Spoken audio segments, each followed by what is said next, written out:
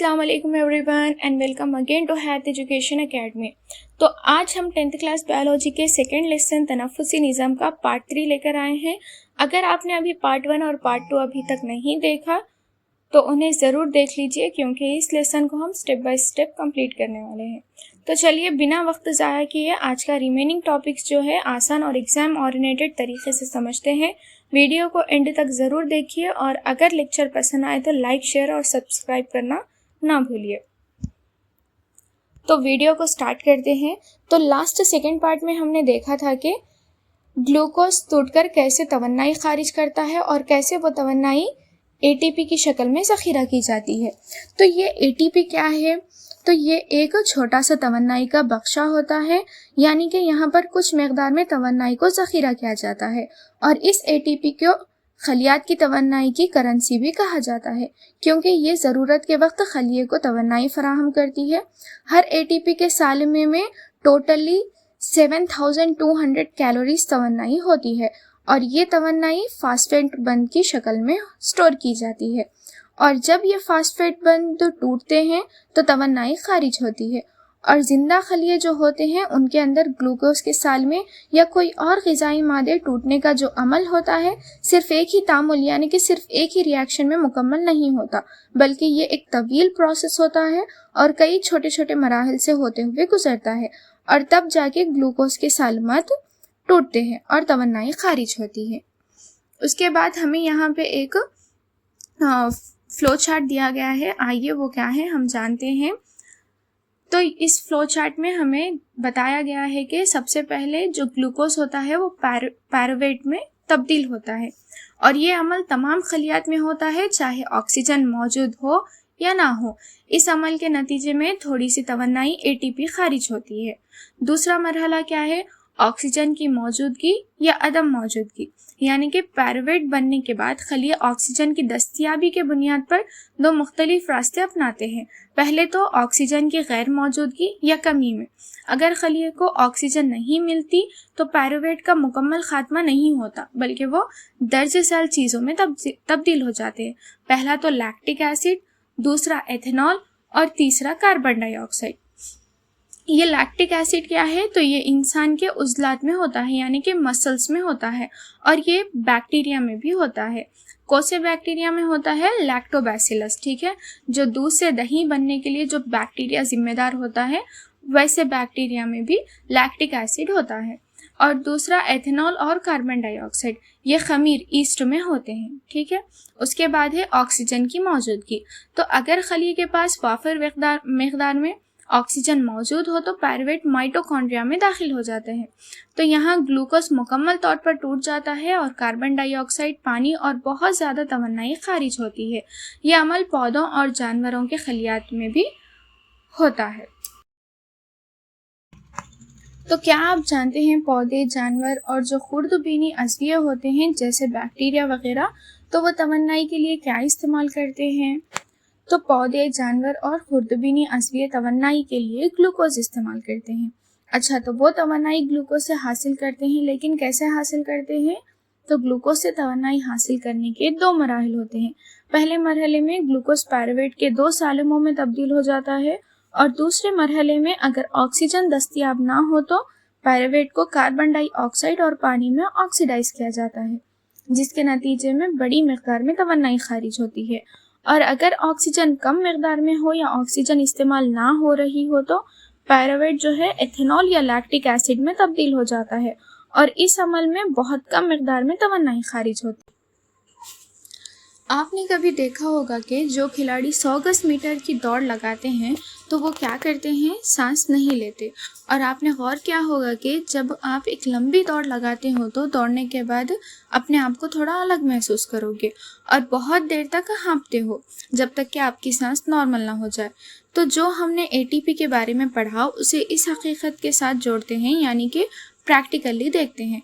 तो हम ये सोचते हैं कि हमारे उज़लात में जो एटीपी है वो एडीपी में तब्दील हुआ और उससे तवन्नाई खारिज हुई जो हमें दौड़ने के लिए हासिल हुई। लेकिन ये सादा ख्याल काफ़ी नहीं है, क्योंकि जब हम कोई सख्त वर्जिश करते हैं तो हमारे उज़लात में जो एटीपी होता है وہ صرف کچھ سیکنڈ میں ہی ختم ہو جاتا ہے۔ تو ہمارا وہ خیال غلط ہے کہ دوڑنے کے دوران ہمیں ATP سے توانائی حاصل ہوتی ہے، ٹھیک ہے۔ تو اس کی وضاحت ایک اور طریقے سے کچھ اس طرح ہوگی کہ ہم پہلے پوری توانائی آزاد کر دیتے ہیں اور پھر آکسیجن کو استعمال کرتے ہیں۔ تو چلیے اس طریقے کو تفصیل سے سمجھتے ہیں۔ تو اسے سمجھنے کے لیے سائنسدانوں نے کیا کیا، انہوں نے ورزش کرنے والے ایتھلیٹس کے خون کا تجربہ کیا۔ تجربے کے دوران ایتھلیٹس نے ورزش کی اور اس دوران خون کے سیمپلز لیے گئے اور اسے گراف پر دکھایا گیا۔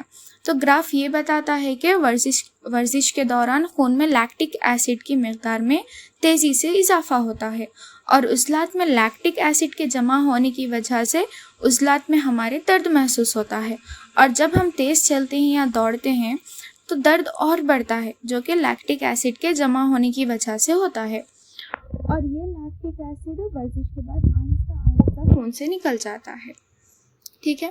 پھر آگے یہاں ہے، تو آپ نے دیکھا ہوگا کہ جب کوئی تربیت یافتہ یعنی کہ ایک ایکسپیرینسڈ کھلاڑی ہوتا ہے، وہ مقابلے کے دوران کیا کرتا ہے، وہ دوڑنے کے دوران اپنی سانس کو روک لیتا ہے، اور جب وہ سانس روکتا ہے تو اس کے عضلات میں غیر ہواباشی تنفس شروع ہو جاتا ہے۔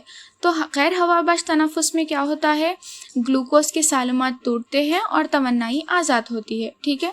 اس کے بعد سخت ورزش کے بعد کیا کرتا ہے، جب وہ رک جاتا ہے، ہانپتا ہے، جب تنفسی عمل پھر سے شروع ہو جاتا ہے، جب ہم سانس لیتے ہیں تو کیا ہوتا ہے، وہ آکسیجن کی کمی جو ہوتی ہے وہ ختم ہو جاتی ہے، ٹھیک ہے۔ اور ایسے کھلاڑی جو لمبی دوڑ لگاتے ہیں، ٹھیک ہے، جو لمبی دوڑ لگاتے ہیں، بہت دیر تک دوڑ لگاتے ہیں، تو وہ کیا کرتے ہیں، دوڑنے کے دوران مسلسل سانس لیتے ہیں، جس کی وجہ سے ان کے عضلات میں جو لیکٹک ایسڈ جمع ہوتا ہے، وہ دوڑتے وقت وہ سانس لیتے ہیں نا، تبھی وہ نکل جاتا ہے، ٹھیک ہے۔ اسی لیے وہ بنا تھکے لمبے سمے تک دوڑ سکتے ہیں۔ تو یہاں پہ اوورآل ہمارے عضلات میں جب لیکٹک ایسڈ جمع ہوتا ہے، اسی کی وجہ سے ہمارے عضلات میں تھکن ہوتی ہے اور درد محسوس ہوتا ہے۔ اگر اس کے بعد ہمارے جسم کو اگر آرام مل جائے تو ہمارے عضلات کی جو تھکاوٹ ہے اور جو درد ہے وہ دور ہو جاتا ہے۔ پھر اس کے بعد اگلا ہمارا ٹاپک ہے غیر ہواباش تنفس۔ تو ہم نے دیکھا کہ یہاں جاندار جو ہوتے ہیں، تمام جاندار عمل تنفس میں کاربن ڈائی آکسائڈ کو تیار کرتے ہیں اور توانائی کو بھی آزاد کرتے ہیں، اور یہاں پہ ہم نے دیکھا کہ یہ عمل تکثیر یعنی کہ بنا آکسیجن کے یعنی کہ آکسیجن کی عدم موجودگی یا بنا آکسیجن کے بھی ہوتا ہے، ٹھیک ہے۔ اور ہم نے دیکھا کہ انسانی عضلات میں آکسیجن کی جب کمی ہوتی ہے تو آکسیجن کی کمی کے باوجود بھی توانائی خارج ہوتی ہے۔ تو یہاں پہ نیکسٹ ہمیں ایک تجربہ دیا گیا ہے جس کا عنوان ہے خمیر کے ساتھ کچھ تجربات۔ تو یہ تجربہ کیوں ہے؟ تو یہ تجربہ اس بات کو ثابت کرنا ہے کہ انسانوں کے علاوہ اور دوسرے بھی جاندار ہوتے ہیں جو بنا آکسیجن کے تنفس کا عمل انجام دیتے ہیں، ٹھیک ہے۔ تو آئیے دیکھتے ہیں وہ تجربہ کیا ہے۔ تو تجربہ گلوکوز کے محلول کو 1 منٹ تک گرم کرنے سے شروع ہوتا ہے تاکہ اس میں موجود گھلی ہوئی آکسیجن خارج ہو جائے، جس کے بعد محلول کو ہلائے بغیر ٹھنڈا کیا جاتا ہے۔ پھر ٹھنڈے کیے گئے گلوکوز کے محلول میں خمیر شامل کیا جاتا ہے، اور اس بات کو یقینی بنانے کے لیے کہ ہوا سے کوئی آکسیجن مکسچر تک نہ پہنچے، مکسچر کے اوپر مائع پیرافین کی 1 سینٹی میٹر موٹی تہ ڈال دی جاتی ہے، ٹھیک ہے۔ اور درجہ حرارت میں ہونے والی تبدیلیوں کو ریکارڈ کرنے کے لیے خمیر اور گلوکوز کے مکسچر میں ایک تھرمامیٹر داخل کیا جاتا ہے۔ مزید برآں آلات کو اس طرح ترتیب دیا جاتا ہے کہ خمیر سے پیدا ہونے والی کوئی بھی گیس چونے کے پانی والی واش بوتل سے گزر کر نکلے۔ پھر جیسے جیسے خمیر غیر ہوائی تنفس کا عمل انجام دیتا ہے، یہ کاربن ڈائی آکسائڈ گیس خارج کرتا ہے۔ جب یہ گیس چونے کے پانی سے گزرتی ہے تو یہ محلول کو دودھیا بنا دیتی ہے، جو اس بات کا حتمی ثبوت ہے کہ کاربن ڈائی آکسائڈ پیدا ہوئی۔ اس عمل کے دوران خمیر اور گلوکوز کے مکسچر میں موجود تھرمامیٹر درجہ حرارت میں اضافہ دکھائے گا، جس سے یہ ثابت ہوتا ہے کہ کیمیائی ٹوٹ پھوٹ کے دوران توانائی خارج ہو رہی ہے۔ تو متن میں ذکر کیا گیا ہے کہ جب خمیر اور شکر کے محلول یعنی گلوکوز کے محلول کو آکسیجن کے بغیر چھوڑ دیا جائے تو ایتھنول نامی ایک نئے مرکب کی پیداوار کی وجہ سے ان میں ایک مخصوص بو پیدا ہو جاتی ہے.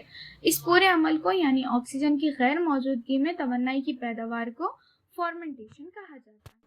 اس کے بعد اگلا ہمارا ٹاپک ہے فارمنٹیشن. تو یہ فارمنٹیشن کیا ہے؟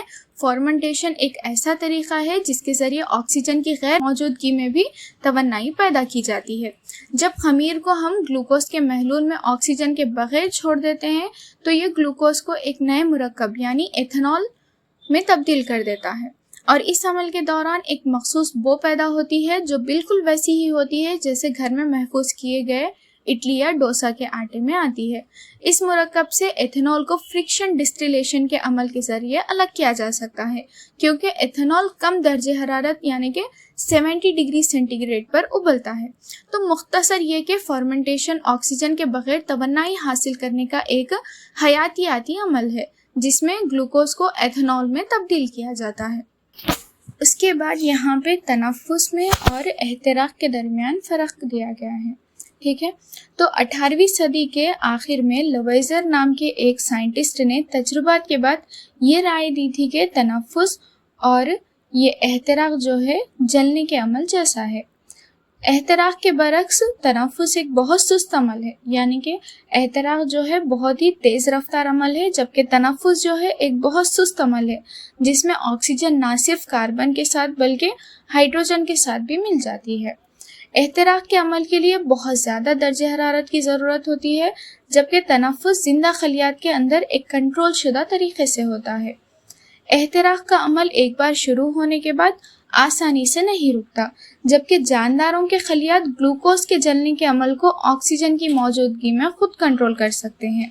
عمل جو ہے پانی کی موجودگی میں رک جاتا ہے، جبکہ خلیات میں بہت زیادہ پانی موجود ہونے کے باوجود بھی تنفس کا عمل جاری رہتا ہے.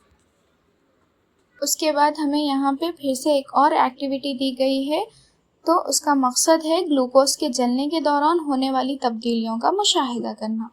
تو آئیے ہم تجربہ دیکھتے ہیں. تو تجربے کے لیے درکار آلات کو تصویر کے مطابق ترتیب دیا جاتا ہے، جہاں گلوکوز کو ایک ٹیسٹ ٹیوب میں رکھ کر شعلے پر گرم کیا جاتا ہے. تو اس کے بعد کیا نتائج نکلتے ہیں؟ تو جب گلوکوز جلتا ہے تو کاربن ڈائی آکسائڈ اور پانی پیدا ہوتے ہیں اور توانائی حرارت کی شکل میں خارج ہوتی ہے. ٹھیک ہے، جب احتراق ہو رہا ہے تو اس میں کیا حاصل ہو رہا ہے؟ کاربن ڈائی آکسائڈ اور پانی، اور توانائی جو ہے حرارت کی شکل میں خارج ہو رہی ہے. ویسے ہی جب تنفس کا عمل ہمارے جسم کے اندر ہوتا ہے تو سیم ایسے ہی کاربن ڈائی آکسائڈ اور پانی پیدا ہوتے ہیں اور توانائی جو ہے حرارت کی شکل میں حاصل ہوتی ہے. تو یہاں پہ یہ بولا جا رہا ہے اگرچہ احتراق کے عمل اور تنفس کے عمل دونوں بھی سیم ہیں اور اس میں حاصل ہونے والے جو مصنوعات ہیں وہ بھی ایک جیسے ہیں، یعنی کہ تنفس اور احتراق دو میں بھی کاربن ڈائی آکسائڈ اور پانی پیدا ہوتے ہیں اور توانائی حرارت کی شکل میں خارج ہوتے ہیں، لیکن یہ دو اعمال جو ہے مختلف ہے. ٹھیک ہے، یہ دو اعمال کیسے مختلف ہے آئیے ہم دیکھتے ہیں. تو کچھ وجوہات کی بنا پر یہ دو اعمال مختلف ہے. پہلا تو احتراق کے لیے لیبارٹری میں بہت زیادہ درجہ حرارت درکار ہوتی ہے، جبکہ ہمارے خلیات میں ایسا ہوتا تو تمام خلیات جل جاتے. اور دوسرا، احتراق کے عمل ایک بار شروع ہونے کے بعد آسانی سے نہیں رکتا، جبکہ ہمارے جسم میں اور جانداروں کے خلیات میں کیا ہوتا ہے؟ آکسیجن کی موجودگی میں گلوکوز کے جلنے کے عمل کو کنٹرول کر سکتے ہیں. ٹھیک ہے، ہمارے اندر کے خلیات ہی آکسیجن کی موجودگی میں گلوکوز جب جلتا ہے اسے کنٹرول کر لیتے ہیں. اور تیسرا ہے پانی. تو پانی عام طور پر دہن کے عمل کو روک دیتا ہے، جبکہ ہمارے جسم کے جو خلیات ہوتے ہیں پانی سے بھرے ہوتے ہیں، لیکن اس کے باوجود بھی تنفس کا عمل جاری ہوتا ہے. تو اوورآل یہ ہے کہ اس سرگرمی سے اس بات کو واضح کرتی ہے کہ تنفس اور دہن کے دوران، تو خلاصہ یہ ہے کہ یہ سرگرمی اس بات کو واضح کرتی ہے کہ تنفس اور دہن کے دوران پیدا ہونے والے مصنوعات جیسے کاربن ڈائی آکسائڈ اور حرارت یہ تو ایک جیسے ہوتے ہیں، مگر زندہ جسموں میں یہ عمل انتہائی محفوظ اور کنٹرول شدہ طریقے سے ہوتا ہے. اس کے بعد اگلا ہمارا ٹاپک ہے زندہ خلیوں میں حرارت کا اخراج. تو جیسے کہ آپ کو معلوم ہے، حرارت کا پیدا ہونا گلوکوز یا شوگر کے جلنے کی ایک خاصیت ہے، اور زندہ پودے اور جانور عام طور پر توانائی حرارت کی شکل میں ہی پیدا کرتے ہیں۔ انسانی جسم کی جو سطح ہوتی ہے وہاں سے مسلسل حرارت خارج ہوتی رہتی ہے، اسی لیے جسم کا درجہ حرارت کو برقرار رکھنے کے لیے جسم کے اندر مسلسل حرارت پیدا کرنا ضروری ہوتا ہے تاکہ ضائع ہونے والی حرارت کی کمی پوری ہو سکے۔ سخت جسمانی سرگرمیوں جیسے کہ دوڑنے کے دوران جسم میں زیادہ حرارت پیدا ہوتی ہے، اسی لیے ورزش کے بعد ہمیں گرمی محسوس ہوتی ہے۔ اس کے بعد ہے خلوی تنفس۔ تو خلوی تنفس کے دوران توانائی خارج ہوتی ہے۔ اس توانائی کا کچھ حصہ ATP کی شکل میں ذخیرہ ہوتا ہے اور کچھ حصہ روزمرہ کے کاموں میں استعمال ہوتا ہے، اور باقی ماندہ اضافی توانائی حرارت کی شکل میں خارج ہو جاتی ہے۔ جب ہم ورزش کرتے ہیں تو ہمیں زیادہ توانائی کی ضرورت ہوتی ہے، جس کی وجہ سے سانس لینے اور ریسپیریشن کی شرح جو ہے بڑھ جاتی ہے، اور نتیجتاً اضافی حرارت خارج ہوتی ہے جس سے ہمیں گرمی محسوس ہوتی ہے۔ اگر سخت ورزش کے دوران آکسیجن نہ کافی ہو جائے تو ہمارے عضلات میں غیر ہوائی تنفس شروع ہو جاتا ہے، جس سے لیکٹک ایسڈ بنتا ہے، اور اس لیکٹک ایسڈ کا جمع ہونا ہمارے عضلات میں درد کا باعث بنتا ہے۔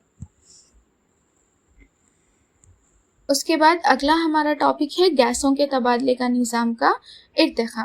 تو گیسوں کا تبادلہ تمام جانداروں میں ایک مشترک عمل ہے، لیکن یہ سب میں ایک جیسا نہیں ہوتا۔ یعنی کہ سانس لینا تو تمام جانداروں کے لیے ضروری ہے، زندہ رہنے کے لیے ضروری ہے، لیکن سانس لینے کا جو عمل ہے وہ سب میں ایک جیسا نہیں ہوتا۔ فار ایگزامپل امیبا جیسے ایک خلوی جاندار، اور ہائیڈرا یا پھر ارتوم یعنی کہ کینچوے جیسے کثیر خلوی جاندار ڈیفیوژن کے عمل کے ذریعے اپنے جسم سے آکسیجن حاصل کرتے ہیں اور کاربن ڈائی آکسائڈ خارج کرتے ہیں۔ دوسرے کثیر خلوی جانوروں میں خاص اعضاء ارتقا پذیر ہوئے ہیں، جیسے کہ جانوروں میں سانس لینے کے اعضاء کا انحصار ان کے مسکن یعنی کہ وہ جہاں پر رہتے ہیں، پانی میں، ہوا میں، زمین پر، ٹھیک ہے، اور جسامت، پانی کی دستیابی اور دوران خون کے نظام پر ہوتا ہے۔ مختلف جانداروں کے تنفس کے نظام کی مثالیں ہم دیکھ سکتے ہیں۔ پہلے تو کیڑے مکوڑے، ٹھیک ہے، تو کاکروچ اور ٹڈے وغیرہ میں سانس لینے کا نظام نالیوں پر مشتمل ہوتا ہے، جنہیں ٹرکیا کہا جاتا ہے، جو مزید باریک شاخوں ٹرکیولز میں تقسیم ہوتی ہیں اور ہوا کو براہ راست خلیات تک پہنچاتی ہے۔ اس کے بعد ہے آبی جانور یعنی کہ پانی میں رہنے والے جانور، ٹھیک ہے۔ مچھلیوں میں سانس لینے کے لیے خاص اعضاء ہوتے ہیں جنہیں گلز یا برانشیا کہا جاتا ہے۔ اس کے بعد ہے جلد کے ذریعے تنفس۔ اچھا، تو کیا آپ جانتے ہیں کچھ ایسے جاندار بھی ہوتے ہیں جو جلد کے ذریعے سانس لیتے ہیں، جیسے کہ مینڈک، ٹھیک ہے۔ مینڈک جیسے جاندار اپنی جلد کے ذریعے بھی سانس لے سکتے ہیں، جسے کیوٹینیس ریسپیریشن کہا جاتا ہے، ٹھیک ہے۔ اس کے بعد ہے پھیپھڑوں کے ذریعے تنفس، اور مینڈک جو ہے پھیپھڑوں کے ذریعے بھی سانس لے سکتا ہے، اوکے، جبکہ رینگنے والے جانور، پرندے اور ممیلیا جانور عام طور پر پھیپھڑوں کے ذریعے تنفس کرتے ہیں۔ اس کے بعد اگلا ہمارا ٹاپک ہے پودوں میں تنفس۔ تو پودوں میں گیسوں کے تبادلے کے لیے پتوں میں چھوٹے چھوٹے سوراخ ہوتے ہیں جنہیں ہم دہن کہتے ہیں۔ تو پودے کے جسم کے دیگر حصوں میں بھی گیسوں کا تبادلہ ہوتا ہے، جیسے کہ جڑوں کی سطح پر اور تنے پر موجود لینٹیکلز کے ذریعے۔ بعض پودوں میں خصوصی ساختیں بھی موجود ہوتی ہیں جسے مینگرووز کہا جاتا ہے، ٹھیک ہے۔ دہن کے اندر کھلنے والے جو سوراخ ہوتے ہیں خلیات کے اندر موجود جگہوں کے ایک سلسلے تک لے جاتے ہیں، جو پورے پودے میں ایک مسلسل نیٹ ورک بناتے ہیں۔ پودے کے اندر موجود یہ خالی جگہ پانی کی ایک تہہ سے ڈھکی ہوتی ہے، جہاں آکسیجن حل ہو کر خلیات تک پہنچتی ہے۔ پودوں کو توانائی پیدا کرنے کے لیے آکسیجن کی ضرورت ہوتی ہے، جس کے نتیجے میں کاربن ڈائی آکسائڈ خارج ہوتی ہے۔ پھر اگلا ہمارا ٹاپک ہے پودے کے اندر ایصال۔ تو دہن کے کھلنے سے پودے کے اندر خلیات کے درمیان خالی جگہوں کا ایک سلسلہ بن جاتا ہے، جو پورے پودے میں ایک مسلسل نیٹ ورک کی طرح پھیلا ہوتا ہے۔ پودے کے پتوں میں یہ خالی جگہ بہت بڑی ہوتی ہے، جبکہ پودے کے دوسرے حصوں میں یہ کافی چھوٹی ہوتی ہے۔ ان خالی جگہوں میں پانی کی ایک تہہ ہوتی ہے، جہاں آکسیجن حل ہو کر خلیات کی مسامدار دیواروں سے گزرتی ہوئی سائٹوپلازم میں داخل ہوتی ہے۔ خلیات کے اندر گلوکوز کو توڑ کر توانائی خارج کی جاتی ہے، جس کے نتیجے میں کاربن ڈائی آکسائڈ اور پانی پیدا ہوتے ہیں۔ کاربن ڈائی آکسائڈ اسی طریقے سے واپس ہوا کی خالی جگہوں میں چلی جاتی ہے۔ یہ پورا نظام ڈیفیوژن کے اصول پر کام کرتا ہے۔ جیسے جیسے خلیات آکسیجن استعمال کرتے ہیں، خلیات اور ہوا کی جگہوں کے درمیان ایک ارتکاز کا فرق پیدا ہو جاتا ہے، جس سے آکسیجن اندر داخل ہوتی ہے اور کاربن ڈائی آکسائڈ کا ارتکاز بڑھنے پر وہ الٹی سمت میں چل کر ماحول میں خارج ہو جاتی ہے۔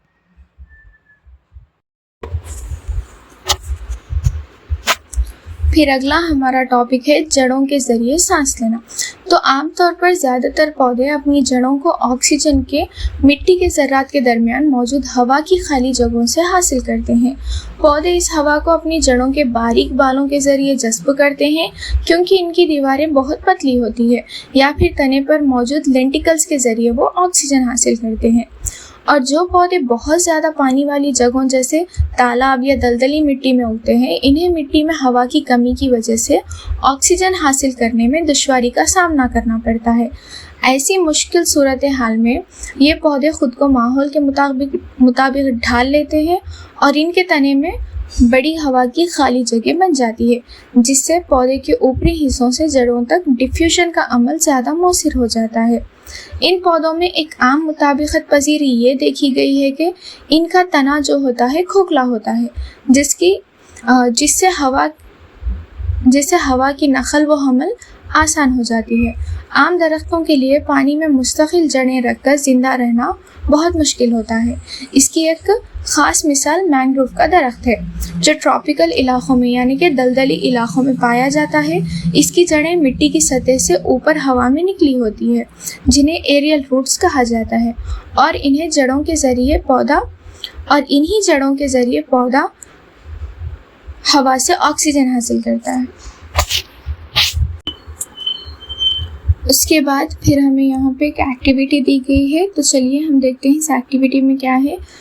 تو اس ایکٹیویٹی کا مقصد یہ ظاہر کرنا ہے کہ بیجوں کے اگنے کے دوران تنفس کا عمل ہوتا ہے اور اس کے نتیجے میں کاربن ڈائی آکسائڈ خارج ہوتی ہے۔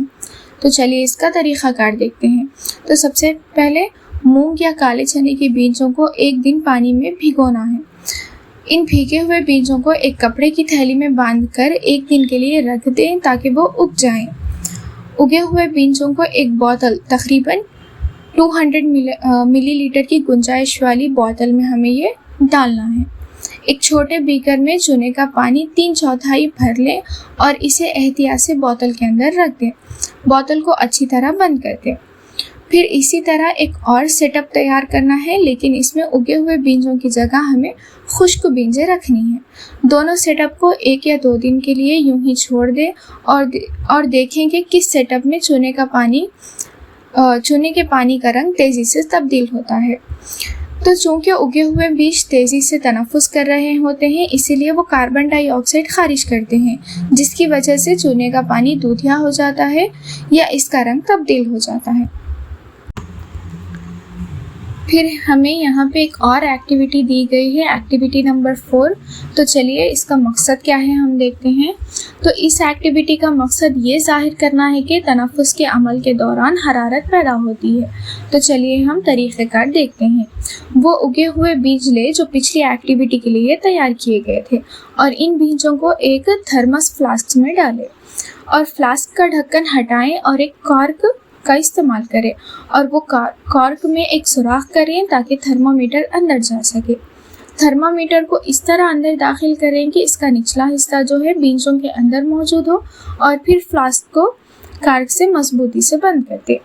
پھر مشاہدہ کریں۔ کم از کم 24 گھنٹے تک ہر 2 گھنٹے بعد تھرمامیٹر پر درجہ حرارت نوٹ کریں اور اپنے مشاہدات کی بنیاد پر ایک گراف بنا لیں۔ چیک کریں کہ کیا درجہ حرارت میں اضافہ ہوتا ہے اور یہ اضافہ مستقل رہتا ہے یا دن کے کسی خاص وقت پر اچانک بڑھ جاتا ہے۔ تو یہاں پہ نتیجہ کیا نکلتا ہے؟ تو یہ سرگرمی یہ سمجھنے میں مدد کرتی ہے کہ یہ حرارت کہاں سے آتی ہے، اور یہ تنفس کے اس عمل سے جڑی ہے جو بیجوں میں ہو رہا ہوتا ہے۔ اس کے بعد اس چیپٹر کا سب سے لاسٹ ٹاپک شعاعی ترکیب بمقابل عمل تنفس۔ تو چلیے آئیے ہم دیکھتے ہیں یہ کیا ہے۔ تو سب سے پہلے تو شعاعی ترکیب. تو شعاعی ترکیب کیا ہے؟ یہ وہ عمل ہے جس کے ذریعے پودے سورج کی روشنی کی توانائی کا استعمال کرتے ہوئے اپنی غذا تیار کرتے ہیں. یہ ایک پیچیدہ عمل ہے جس میں روشنی کی توانائی کو کیمیائی توانائی میں تبدیل کیا جاتا ہے، جو بعد میں کاربن ڈائی آکسائڈ سے شوگر بنانے میں استعمال ہوتی ہے. یہ ایک تعمیری عمل ہے جو کلوروپلاسٹ میں ہوتا ہے. اس عمل کی مساوت کچھ اس طرح ہوتی ہے. اس کے بعد ہے تنفس. تو ایک بار جب غذا بن جاتی ہے تو پودے اس تمام زندگی تو یہ عمل تنفس کیا ہے؟ تو ایک بار جب غذا بن جاتی ہے تو پودے اسے تمام زندگی کے عمل کو چلانے کے لیے توانائی فراہم کرنے کے لیے استعمال کرتے ہیں. تنفس صرف گیسوں کا تبادلہ نہیں ہے بلکہ یہ غذا کے پیچیدہ مالیکیولز کے ٹوٹنے کا عمل ہے جس سے کیمیائی یا ممکنہ توانائی پیدا ہوتی ہے. یہ ایک انہدامی عمل ہے جو مائٹوکونڈریا یعنی کہ توانیہ میں ہوتا ہے، جہاں کاربوہائیڈریٹس کو جلایا جاتا ہے تاکہ خلیاتی سطح پر توانائی پیدا ہو سکے، اور اس عمل کی مساوت کچھ اس طرح ہوتی ہے. تو شعاعی ترکیبی اور تنفس بظاہر ایک دوسرے کے مخالف عمل معلوم ہوتے ہیں، لیکن دونوں کے حیاتیاتی راستے بہت مختلف ہیں اور پودے کے میٹابولزم کے لیے ضروری ہے. اور دن کے وقت پودوں میں عام طور پر شعاعی ترکیب کی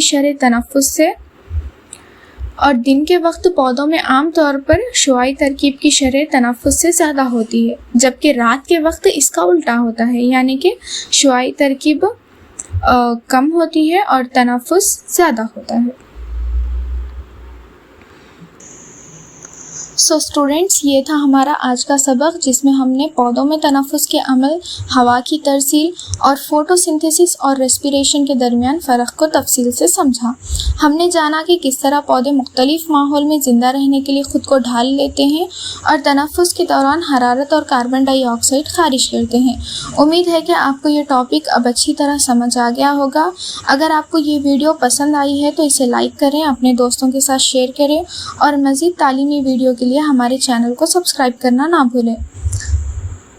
اگر آپ کے ذہن میں اس سبق سے متعلق کوئی بھی سوال ہے تو نیچے کمنٹ سیکشن میں ضرور پوچھیں. ملتے ہیں اگلی ویڈیو میں، تب تک کے لیے اللہ حافظ.